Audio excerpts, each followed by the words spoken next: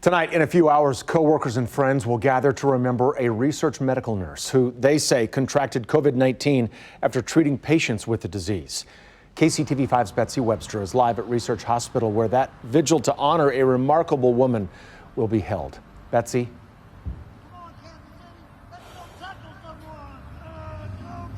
Sorry, Brad, have someone here interfering in the back that distracted me for a moment, was trying to let him wrap up.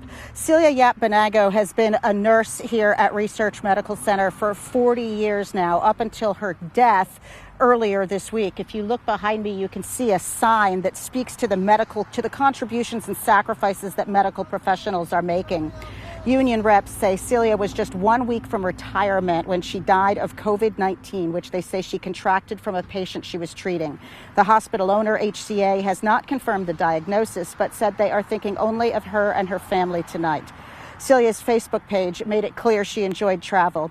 HCA's spokeswoman said Celia had, quote, a deep commitment to her patients and her family and a passion that endeared her to the nurses, physicians, and every person she touched.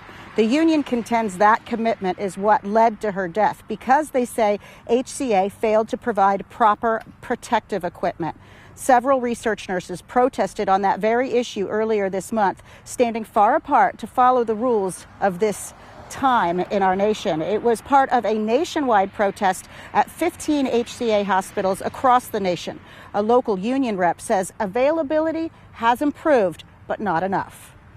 As a nurse, I'm devastated that we have lost someone in our own community.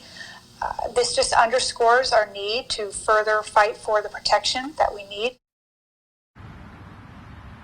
HCA reps would not go on camera, but sent a statement that reads in part, "We are deeply disappointed that while we continue to mourn our dear colleague and friend Celia, the union is seeking to exploit Celia's death as an opportunity to criticize the hospital for a global PPE shortage. Not only is this simply not the case, but the challenges the pandemic has created for all hospitals are well understood. Research Medical Center is doing everything we can to protect our colleagues, not only today, but ensure supplies of personal protective equipment well into the future.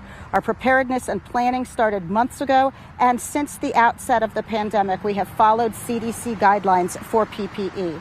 Organizers of the Candlelight Vigil say that they will have the Zoom app going with them so that Celia's family in the Philippines can join them tonight in celebrating her life, mourning her death, and calling for change. Live in Kansas City, Missouri, Betsy Webster, KCTV5 News.